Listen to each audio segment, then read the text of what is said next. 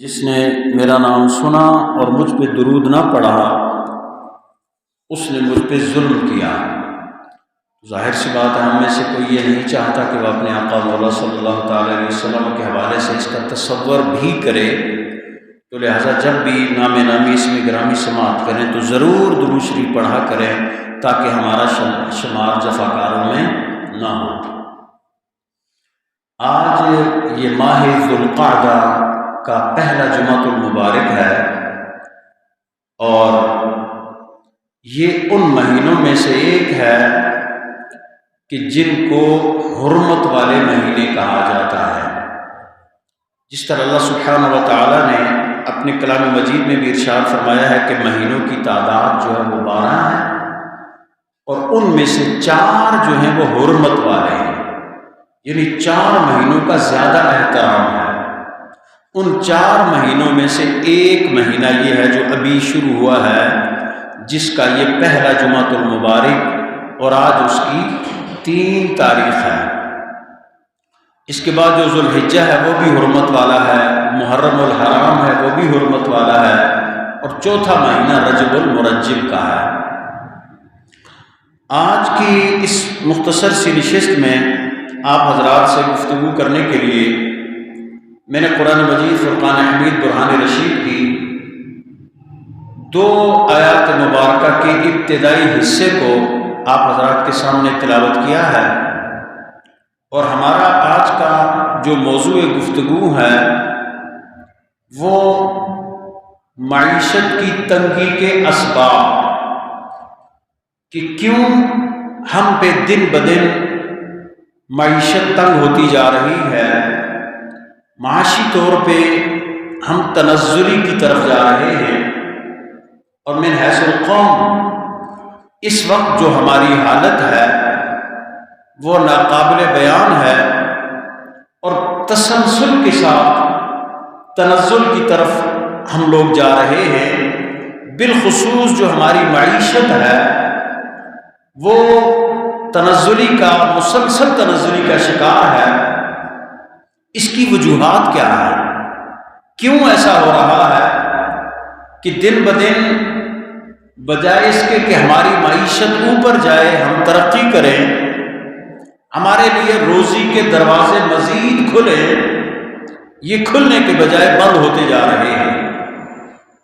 تو اس سلسلے میں نے قرآن مجید فرقان حمید برہان رشید کی جو پہلی آیت مبارکہ پڑھی ہے، اس کا ایک پہلا حصہ جس میں اللہ سبحانہ و تعالیٰ نے معیشت کی تنگی کے اسباب میں سے ایک بہت بڑا سبب بیان فرمایا ہے، اور خالق کل جل شانہ نے ارشاد فرمایا وَمَنْ أَعْرَضَ عَنْ ذِكْرِي فَإِنَّ لَهُ مَعِيشَةً ضَنْكًا، کہ جو میرے ذکر سے، میری یاد سے منہ موڑے گا، پھر اس کے لیے اس کی معیشت جو ہے وہ تنگ کر دی جائے گی۔ گویا معیشت کی تنگی کے اسباب میں سے بہت بڑا اور پہلا سبب جو ہے وہ کیا ہے؟ اللہ کے ذکر سے روح گردانی کرنا، اللہ کی یاد سے روح گردانی کرنا اور اسے بھلا دینا۔ ذکر جو ہے اس کی ضد نسیان ہے۔ ذکر کا یہ معنی ہے کہ یاد کرنا، اور نسیان کا معنی ہے بھلا دینا۔ یعنی اگر کوئی ذکر کرے گا تو اس کا مطلب ہے کہ وہ نسیان میں مبتلا نہیں ہوگا، اور اگر کوئی ذکر نہیں کرے گا اس کا مطلب یہ ہوگا کہ وہ نسیان میں مبتلا ہوگا۔ اب ہماری 2 کیفیتیں ہیں، یا تو ہم ذکر کرنے والوں میں سے ہوں گے یا ہم نسیان والوں میں سے ہوں گے۔ تو اللہ سبحانہ و تعالیٰ نے اس معیشت کی تنگی کا ایک بڑا سبب یہ بیان فرمایا کہ ذکر کو بھلا دینا ہے، اللہ کے ذکر کو چھوڑ دینا ہے، اللہ کی یاد کو چھوڑ دینا، یہ معیشت کی تنگی کا سبب ہے۔ اور دوسرا ایک اور سبب بنیادی طور پہ اس کے 3 بڑے اسباب ہیں معیشت کی تنگی کے. میں ابتدائی تھوڑا سا خاکہ بیان کر کے پھر ان میں سے ہر ایک پہ 2 باتیں کر کے پھر ہماری گفتگو بھی مکمل ہو جائے گی. پہلا سبب تو کیا ہوا کہ اللہ کے ذکر سے پھر جانا، اللہ کی یاد کو بلا دینا. دوسرا سبب کیا ہے کہ سود کھانا. یہ سودی جو نظام معیشت ہے ہمارا، اللہ سبحانہ و تعالیٰ نے اپنے پاک کلام میں اس کی بہت مذمت فرمائی ہے. ہمارے آقا صلی اللہ تعالیٰ علیہ وسلم کے اعلان نبوت سے پہلے سود کا بہت بڑا رواج تھا معاشرے میں، لیکن جب آقا کریم صلی اللہ تعالیٰ علیہ وسلم نے اعلان نبوت فرمایا، جہاں اور بہت سی دور جاہلیت کی رسموں کو ختم کیا، وہیں یہ سود کی جو لعنت تھی اس کے بارے میں حضور نے سختی سے منع فرمایا. اور اللہ سبحانہ و تعالیٰ نے اس کے حرام ہونے کے بارے میں قرآنی آیات نازل کی. اور جب قرآنی آیات نازل ہوئی تو اللہ سبحانہ و تعالیٰ نے کیا ارشاد فرمایا، یا ایھا الذین آمنوا اتقوا اللہ وذروا ما بقی من الربا ان کنتم مؤمنین. ایمان والو اللہ سے ڈرو، وذروا ما بقی من الربا، اور جو تمہارا کیونکہ اس وقت لوگوں کے مختلف لوگوں کے اوپر قرضے ہوا کرتے تھے اور سود پہ لوگ قرضے دیا کرتے تھے. اللہ سبحانہ و تعالیٰ نے ایمان والوں کو مخاطب فرماتے ہوئے فرمایا کہ تمہارا اب جو کسی کی طرف قرضہ ہے تو صرف اپنی اصل رقم لو، سود نہ لو. ان کنتم مومنین، اگر تم واقعی ایمان والے ہو. اور آگے اللہ نے کیا ارشاد فرمایا، فَإِن لَّمْ تَفْعَلُوا فَأْذَنُوا بِحَرْبٍ مِّنَ اللَّهِ وَرَسُولِهِ. اگر تم ایسا نہیں کرو گے، یعنی تم برابر سود لیتے رہو گے، تم اس سے باز نہیں آؤ گے، تو پھر کیا ہوگا؟ اللہ اور اس کے رسول سے جنگ کے لیے تیار ہو جاؤ. گویا سود لینا اللہ اور اس کے رسول صلی اللہ علیہ وسلم سے جنگ کرنا. اور ظاہر سی بات ہے اس جنگ میں اس کا نتیجہ سب کو معلوم ہے کہ کیا نتیجہ ہوگا. اس کی اتنی مذمت آئی، ہمارے آقا صلی اللہ علیہ وسلم نے فرمایا کہ سود کھانے والے پر، یعنی جو دیتا ہے، جو لیتا ہے، جو لکھتا ہے، جو گواہ بنتا ہے، یہ سارے اس میں شامل ہیں. 70 کبیرہ گناہوں کا مرتکب ہوتا ہے وہ شخص جو سود کھاتا ہے. اور میرا دل کانپتا ہوا ہے یہ بات کہتے ہوئے. حضور فرماتے ہیں کہ جو ان 70 گناہوں میں سے ایک گناہ یہ ہے کہ معاذ اللہ استغفر اللہ کوئی اپنی والدہ کے ساتھ بدکاری کرے. اب آپ اس سے اندازہ لگائیں کہ یہ کتنا بڑا جرم ہے سود کھانا، یعنی کبیرہ گناہ، اور ان میں سے بھی یہ قبیح ترین گناہ. اور پھر سب سے بڑھ کے یہ کہ اللہ اور اس کے رسول سے جنگ. تو 2 اسباب تو یہ آ گئے کہ ایک سبب کیا ہے، ذکر الہی سے روح گردانی کر دینا، یہ معیشت کی تنگی کا سبب ہے. دوسرا سبب کیا ہے، سود خوری، سودی نظام معیشت. اور تیسرا کہ دولت کی غیر منصفانہ تقسیم، دولت کا ارتکاز صرف چند ہاتھوں میں ہونا. سورہ حشر کی جو ہے مبارکہ کے حصہ میں نے پڑھا کہ اللہ سبحانہ و تعالیٰ نے یہ مال کی تقسیم اس لیے کی ہے کَإْ لَا يَكُونَ دُولَةً بَيْنَ الْأَغْنِيَاءِ مِنْكُمْ، تاکہ تمہاری یہ جو دولت ہے، یہ جو دولت ہے، پیسہ ہے، صرف تمہارے غنیوں کے درمیان گردش نہ کرے. یعنی چند افراد کے ہاتھوں میں سارے وسائل کا گردش کرنا، اس کو کہتے ہیں وسائل کی غیر منصفانہ تقسیم. یعنی ہمارا جب سے پاکستان بنا ہے تو اس میں چند، یعنی صرف 22 خاندان ہیں کہ جن کے درمیان دولت گردش کر رہی ہے. باقی عوام کی جو حالت ہے وہ ہمارے سامنے ہے. گویا 3 اسباب ہو گئے. ایک کیا ہو گیا، اللہ کے ذکر سے روگردانی کرنا. دوسرا سبب ہو گیا سودی نظام معیشت. اور اسی طرح اگر کوئی گھر میں بھی مثلا انفرادی طور پہ آج کل بھی ہمارے معاشرے میں مسلمان کہلانے والے ایسے بہت سے لوگ ہیں جو سودی کاروبار کرتے ہیں. اور یاد رکھیں یہ بہت بڑا یعنی دنیا میں بھی ذلت کا باعث بنتا ہے اور آخرت میں بھی ذلت کا باعث بنتا ہے. اگر کوئی ایسا کرتا ہے تو اسے اس سے بالکل باز آنا چاہیے. تو دوسرا کیا ہے بھائی سودی نظام معیشت. اور تیسرا کیا ہے دولت کی غیر منصفانہ تقسیم.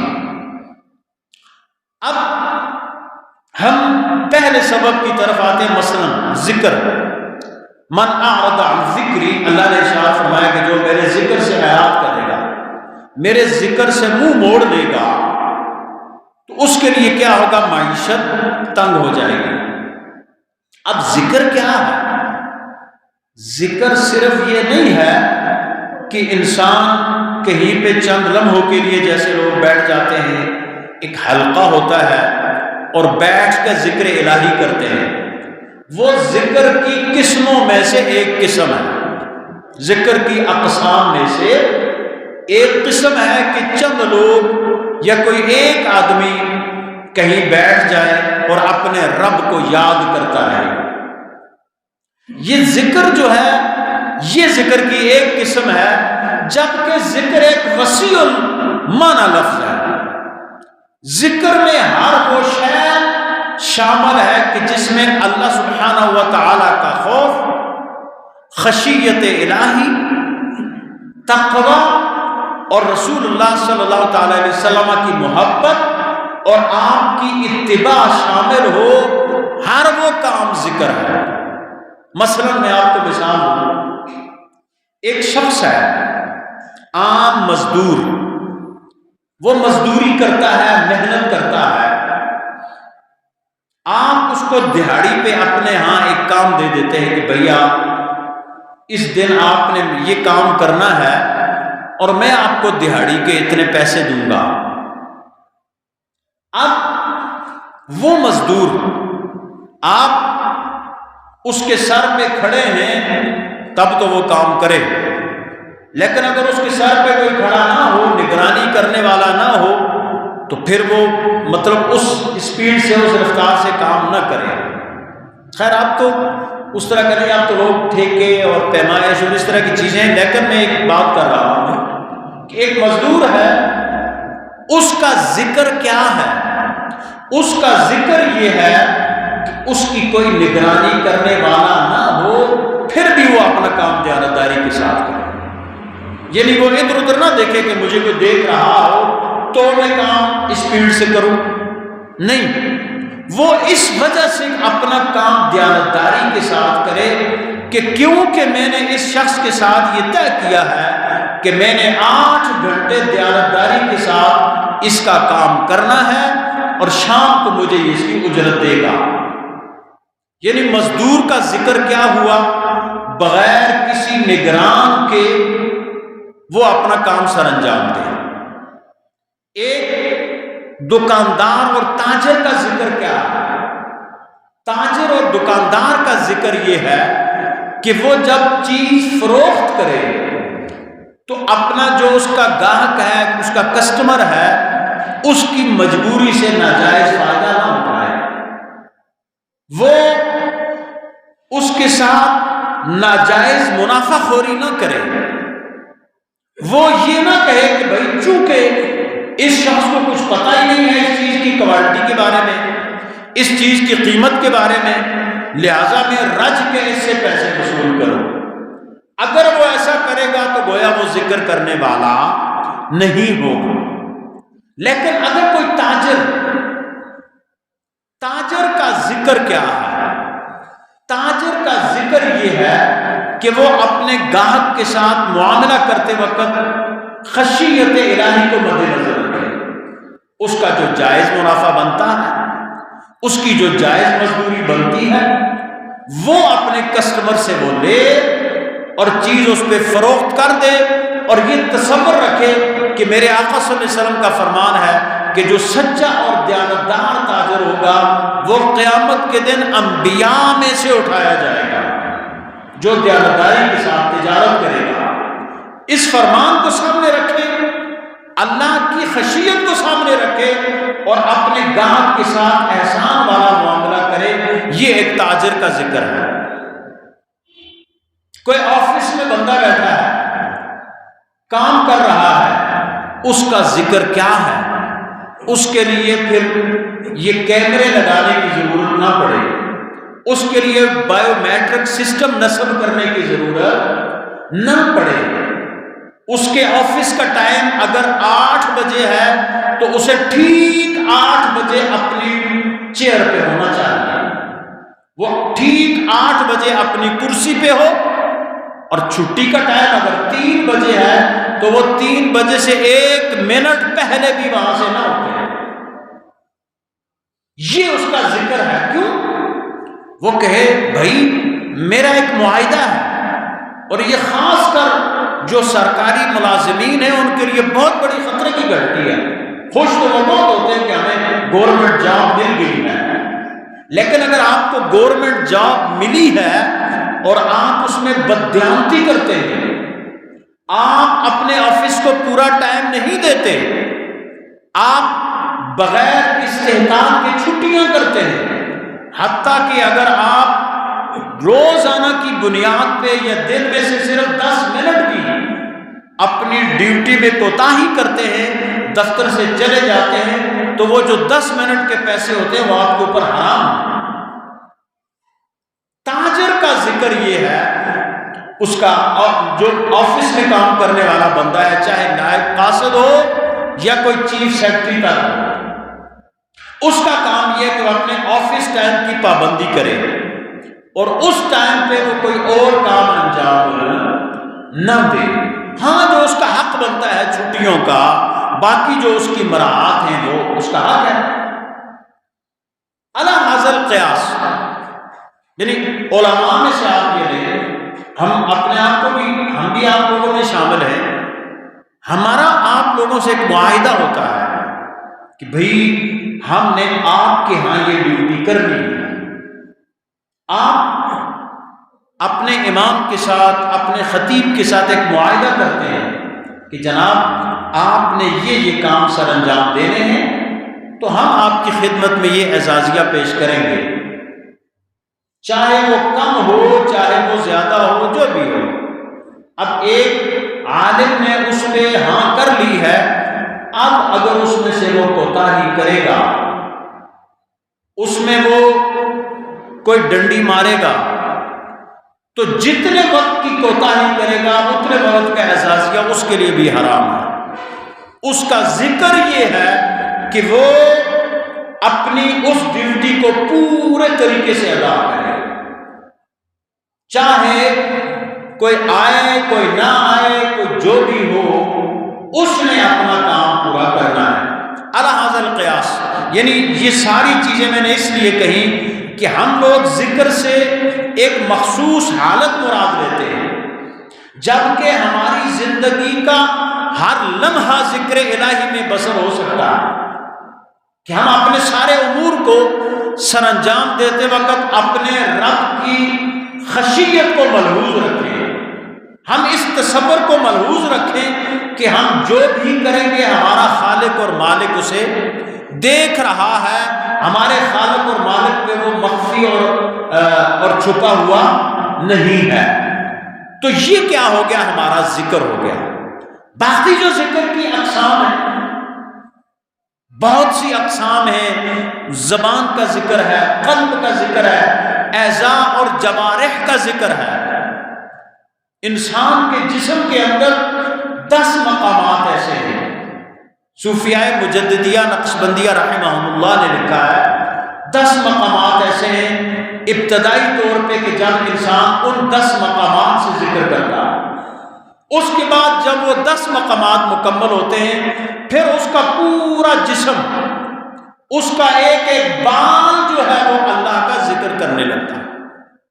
یعنی آپ چل رہے ہیں، میں آپ کو مثال دیتا ہوں، آپ کے جوتوں کی آہٹ آ رہی ہے، آپ دایاں پائیں بڑھائیں اللہ، بایاں لگے ہو اللہ ہو اللہ ہو، ایسے ہی سانس کا ذکر ہے، اندر جائے تو اللہ، باہر آئے تو ہو، یعنی ذکر کے علاوہ میں اس بات کو بڑا حیران ہوتا ہوں، ویسے مجھے بڑی حیرت بھی ہوتی ہے کہ لوگوں نے اس شے کو متنازع بنا دیا جو اس کائنات کی روح اور جان ہے۔ ہمارے آقا صلی اللہ علیہ وسلم ارشاد فرماتے ہیں کہ دنیا میں جو کچھ بھی ہے اللہ کے ذکر کے علاوہ سارے کا سارا معلوم ہے، سوائے اللہ کے ذکر کے کچھ بھی نہیں ہے۔ لیکن بدنصیبی اور بدقسمتی کیا ہے کہ اسی کو ہمارے یہاں متنازع بنا دیا گیا، اور لوگ سمجھتے ہیں کہ پتہ نہیں یہ جو کوئی ذکر بلند آواز سے کرتے ہیں، پتہ نہیں یہ کدھر ہے، پتہ نہیں یہ جو سانس کا ذکر کرتے ہیں یہ کیسے ہے، یہ قلب کا ذکر کرتے ہیں یہ کہاں ہے، یہ اعضاء اور جوارح کا ذکر ہوتا ہے یہ کہاں ہے۔ حالانکہ دیکھیں نا، اللہ سبحانہ وتعالیٰ یسبح للہ ما فی السماوات و ما فی الارض، زمین و آسمان کی جو چیز بھی ہے وہ ساری کی ساری اللہ سبحانہ وتعالیٰ کی تسبیح بیان کرتی ہے۔ اب ہمیں یہ لکڑی بے جان نظر آ رہی ہے، لیکن در حقیقت یہ بھی اللہ کی تسبیح بیان کرتی ہے۔ یہ پتھر ہمیں بے جان نظر آ رہے ہیں، یہ بھی اللہ کی تسبیح بیان کرتے ہیں۔ یہ درخت ہمیں بے جان نظر آ رہے ہیں، یہ بھی اللہ کا ذکر کرتے ہیں۔ بلکہ درخت اور پتھر، جب انسان کوئی چلتے ہوئے اللہ کا ذکر کرتا ہے نا زبان سے، لوگ تو اب آج کل منع کرتے ہیں کہ کیا نہ بول رہے ذکر کرنا بدعت ہو جاتی ہے، شرک ہو جاتی ہے، ایسا نہیں ہے۔ یہ درخت اور پتھر آپ کے ذکر کی گواہی دیں گے اللہ کی بارگاہ میں۔ قیامت کے دن آپ جن درختوں اور پتھروں کے پاس سے ذکر کرتے ہوئے گزریں گے، قیامت کے دن اپنے رب کی بارگاہ میں وہ آپ کی گواہی دیں گے کہ مولا تیرا یہ جو بندہ تھا یہ چلتے ہوئے بھی تیرا ذکر کرتا تھا، اور ہم اس کی گواہی دیتے ہیں کہ یہ تیرا ذاکر ہے۔ یعنی یہ ایک تصور جو ہمارے یہاں پیدا کر دیے گئے کہ منہ بولے نہیں اور فتویٰ لگا نہیں، تو یہ تو بالکل غلط تصور ہے۔ بالکل میں آپ کو، بلکہ میرے پاس مجھے ایک دوست نے دیا یہ فضائل اعمال جو ہمارے پاس دوست اس کا درس دیتے ہیں، اس کا ایک پرانا نسخہ مجھے دیا۔ وہ مولانا زکریا صاحب نے اس میں لکھا ہوا ہے کہ جو لوگ ذکر بالجہر سے، یعنی اونچی آواز میں ذکر کرنے سے روکتے ہیں، ان کو دین اور شریعت کا پتہ ہی نہیں ہے۔ اور وہ اپنے ایک بزرگ عالم کے بارے میں لکھتے ہیں کہ انہوں نے بلند آواز سے ذکر کرنے کے بارے میں ایک کتاب لکھی ہے جس میں غالباً 50 کے قریب احادیث انہوں نے نوٹ کی ہیں جس سے بلند آواز میں ذکر کرنا ثابت ہوتا ہے۔ یعنی آپ اندازہ کریں کہ وہ بزرگ کیا لکھتے ہیں اور ان کے فالوورز کیا کہتے ہیں۔ بہرحال یہ تو وہ پچھلے دنوں ایک صاحب نے مجھے کہا جی کہ نماز کے بعد آپ بلند آواز میں ذکر کرتے ہیں، اس کی کدھر کہاں ہے دلیل؟ میں نے صحیح بخاری شریف کا پھر وہ صفحہ نکال کے ان کو میں نے واٹس ایپ پہ بھیجا کہ یہ دیکھو صحیح بخاری کی حدیث ہے کہ جب آقا کریم صلی اللہ علیہ وسلم کے دور میں نماز کے بعد بلند آواز سے ذکر ہوتا تھا، اور ابھی بھی میرے پاس موجود ہے، بخاری شریف بھی موجود ہے، جس کو اور شاگردوں میں بخاری شریف کا وہ صفحہ نہیں دکھا سکتا۔ اب آپ اندازہ لگائیں، اس کو ہم نے متنازع بنا دیا، اور کہتے نہیں جی جو لوگ پیچھے آتے ہیں نماز میں ان کی نماز ڈسٹرب ہوتی ہے۔ یہ عجیب سی نزوری ہے، ایک تو آپ آئیں گی دیر سے اور پھر اوپر سے روک بھی چلائیں کہ نہیں جی ہماری نماز ڈسٹرب ہوتی ہے، آپ ذکر اونچی آواز میں نہ کرو، کچھ اچھا نہ کرو۔ بھائی تمہیں کس نے کہا تم دیر سے آؤ؟ ہم نے محنت کی تھی کہ دیر سے آئے، آپ ٹائم پہ آؤ نا، کس نے کہا تم لیٹ ہو؟ لیٹ بھی آتے ہو پھر باتیں بھی کرتے ہو، یہ دو باتیں تو نہیں چلتی ہیں۔ اور پھر کتنے لوگ ہوتے ہیں جب لوگ سلام پھیرتے تو وہ کھڑے ہو کر اپنی نماز پڑھنی شروع کر دیتے ہیں، اس وقت وہ ڈسٹرب نہیں ہوتے۔ یعنی یہ سارے جو ہے نا، وہ فارسی کا مقولہ خوئے بدرہ بہانا بسیار۔ تو بہرحال موضوع میرا یہ تھا کہ ذکر سے منہ موڑنا جو ہے معیشت کی تنگی کا سبب بنتا ہے۔ اب یہاں ایک سوال بنتا ہے، ایک سوال یہ پیدا ہوتا ہے کہ بھائی مولوی صاحب ہمیں یہ بتائیں کہ اس وقت دنیا میں کافر لوگ تو مزے کر رہے ہیں، آپ ہمیں مسلمانوں پہ ہی رگڑا لگاتے ہیں کہ یار کسی مسلمان عمل نہ کر دو، مسلمان چنگے کام نہ کر دو، مسلمان ایسا کرتے ہو، مسلمان ایسا کرتے ہو۔ اس وقت دنیا میں کافر ساری دنیا پہ حکومت کر رہے ہیں، معیشت ان کی اتنی اونچی ہے کہ ہم اس کا تصور بھی نہیں کر سکتے۔ ہمارے لوگ جا کے ان کی منتیں کرتے ہیں کہ یار ہمیں کچھ قرضہ دے دو یا ہمارے قرضوں کو ری شیڈیول کر دو تو ہم ذرا اور عیاشیاں کر لیں آپ کے قرضوں پہ۔ جا کر ان کافروں کی منتیں کرتے ہیں۔ IMF اور ورلڈ بینک کیا ہے؟ یہ یہودیوں کے ادارے ہیں، اور اس کی بہت لمبی ہسٹری ہے، کبھی وقت ملا تو میں آپ کو سناؤں گا کہ یہ ہمیں کس طرح انہوں نے کیپچر کیا ہے۔ اس وقت ہمارا پورے کا پورا نظام، مالیاتی نظام جو ہے وہ IMF اور ورلڈ بینک چلا رہے ہیں۔ وہ کہتے ہیں کہ اتنا تیل اب ایک ہفتے میں کہاں تک پہنچ گئی ہیں پیٹرولیم مصنوعات کی قیمتیں، اور یہ ان کے کہنے پہ بڑھائی گئی ہیں۔ بہت سارا غریب عوام پہ ڈالنا ہے۔ حکمرانوں نے اپنے کو عیاشیاں نہیں چھوڑ دی۔ اب سوال آپ کا یہ بنے گا کہ بھئی وہ کدھر ذکر کرتے ہیں؟ وہ تو ذکر نہیں کرتے، پھر ان کی معیشت اتنی کھلی کیوں ہے؟ تو جناب ذرا غور کریں، سوچیں۔ ہم نے اپنے رب سے، جو ہم اپنے آپ کو مسلمان کہتے ہیں نا، ہم نے اپنے رب سے ایک وعدہ کیا ہوا ہے۔ کافروں نے اپنے رب سے کوئی وعدہ نہیں کیا ہوا۔ کافر اپنے رب کے باغی ہیں، وہ رب کو مانتے ہی نہیں ہیں، وہ رسولوں کو مانتے ہی نہیں ہیں۔ انہوں نے آخرت کے بدلے میں دنیا کا سودا کر لیا۔ وہ کہتے ہیں کہ ہمارے لیے سب یہ دنیا ہی ہے، اس لیے اللہ نے ان کو آزاد چھوڑ دیا۔ اور ہم جو ہے نا مسلمان، بار بار ہمارے علماء آپ سے اس لیے گزارش کرتے ہیں کہ بھائیو اللہ کی یاد کی طرف آؤ، تمہاری معیشت کھلے، تمہاری یہ تنگی دور ہو۔ کیوں؟ ہم نے اپنے رب سے وعدہ کیا ہوا ہے۔ ہر نماز میں روزانہ نہیں پڑھتے؟ سورہ فاتحہ کا ترجمہ تو سبھی کو آتا ہے نا تقریباً، اور ہم یہ مانتے ہیں آمنت باللہ و ملائکتہ و کتبہ و رسلہ۔ کافروں نے رب سے کوئی معاہدہ نہیں کیا ہوا، وہ اپنے رب کے باغی ہیں۔ اور مسلمان قوم جو ہے اس نے اپنے رب سے ایک وعدہ کیا ہوا ہے کہ یا اللہ تو ہی ہمارا خالق ہے، تو ہی ہمارا مالک ہے، ہم تیری ہی عبادت کریں گے، تجھ سے ہی مدد مانگیں گے، تو ہی ہمیں سیدھا راستہ دکھانے والا ہے، اور ہم تیرے راستے پہ چلیں گے۔ گویا ہم اللہ اور اس کے رسول کو مانتے ہیں، اور کافر اللہ اور اس کے رسول کو نہیں مانتے۔ اس لیے کافروں کو دنیا میں کھلی چھٹی ہے۔ دیکھیں نا، دنیا دار العمل ہے۔ میں ایک مثال دیا کرتا ہوں۔ ایک کمرہ امتحان ہے، طالب علم بیٹھا ہوا ہے، پیپر دے رہا ہے، اس کے پاس سوالیہ پیپر بھی موجود ہے، کوسچن پیپر، اور آنسر کے لیے بھی اس کو شیٹس دے دی گئی ہیں۔ لائنوں میں لڑکے بیٹھے ہوئے ہیں، ممتحن وہ جو نگران ہوتے ہیں وہ نگرانی کرتے ہیں۔ اب اسٹوڈنٹ کی یہ مرضی ہے، اس کمرہ امتحان میں وہ اسٹوڈنٹ آزاد ہے۔ وہ کیا ہے؟ آزاد ہے۔ وہ چاہے تو سوالوں کے صحیح جواب لکھے، چاہے تو سوالوں کے جواب میں شعر و شاعری شروع کر دے۔ اس کو خاموش کرو۔ چاہے تو سوالوں کے صحیح جواب لکھے، یا چاہے شعر، یا چاہے ممتحنوں کو، جو آج کل ہمارے سیاستدان ایک دوسرے کو کہہ رہے ہیں، وہ کہنا شروع کر دیں۔ اس کو کوئی نہیں روکے گا۔ امتحان کے کمرے میں اس کو کوئی نہیں روکے گا کہ بیٹا تم یہ کیا لکھ رہے ہو، تم کیا تحریر کر رہے ہو۔ پتہ تب چلے گا جب رزلٹ سامنے آئے گا۔ جب رزلٹ سامنے آئے گا تو پتہ چلے گا فسوف ترى اذا انكشف الغبار افرس تحت رجلك ام حمار۔ وہ کہنے والے نے کہا کہ ان قریب پتہ چلے گا کہ جب یہ دھول چھٹ جائے گی کہ تو گھوڑے پہ سوار ہے یا تو گدھے پہ سوار ہے۔ تو گویا میرے بھائیوں، ہم نے جب تک ہمارے لوگوں نے اللہ کے ذکر سے جڑے رہے، اللہ کی یاد سے جڑے رہے۔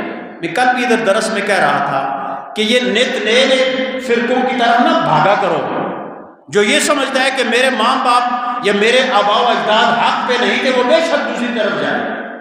لیکن جو یہ سمجھتا ہے کہ ہمارے آبا و اجداد حق پہ تھے، ہم سے زیادہ اچھے مومن تھے، ہم سے زیادہ وہ ایمان والے تھے، تو وہ انہیں کے راستے پر رہے تھے۔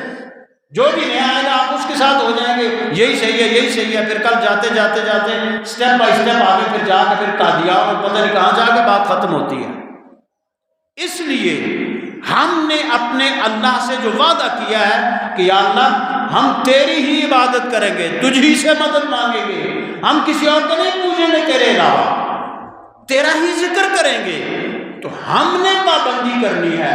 اور جب تک آپ کو پتہ ہے، آپ نے ہسٹری پڑھی ہوگی مسلم امہ کی، 1000 سال سے زائد عرصہ تک مسلمان قوم دنیا میں سپر پاور کی حیثیت سے رہے۔ ابھی یہ 200-300 سال ہوئے ہیں ان کافروں نے ترقیاں کی ہیں، کس لیے کی ہیں کہ مسلمان قوم نے اپنا وہ مقام چھوڑ دیا، نئے نئے کام شروع کر دیے، نئے نئے مسلمان بننے شروع ہو گئے، پھر اس کا رزلٹ پھر یہی نکلے گا۔ اس لیے ایک سبب ذکر الہی سے اعراض اور روح گردانی ہے، دوسرا سبب وہ سود کا نظام ہے جس حوالے سے میں پہلے آپ سے بات کر چکا ہوں، اور تیسرا سبب کیا ہے؟ وسائل کی غیر منصفانہ تقسیم ہے۔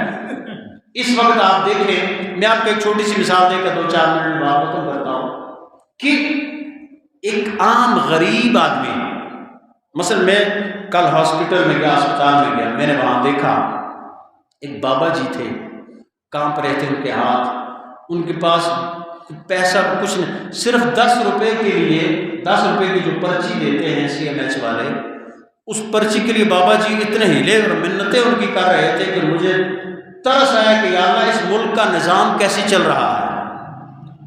ملک کا صدر ہے، وزیر اعظم ہے، چیف جسٹس ہو، IG ہو، کوئی سیکٹری ہو، اس کی ساری چیزیں اس کے گھر پہنچ جاتی ہیں۔ ایک غریب آدمی گھنٹہ قطار میں کھڑا ہو کے گیس یا وہ تیل بھرواتا ہے اپنی گاڑی میں، اور جناب جس بندے کی لاکھوں میں تنخواہ ہے اس کو تیل بھی فری ہے، اس کو باقی چیزیں بھی اس کی فری ہیں، اس کے باقی یوٹیلیٹی بلاس ہیں وہ بھی اس کو الاؤڈ ہے، کیا وہ کسی اور مٹی کا بنا ہوا ہے؟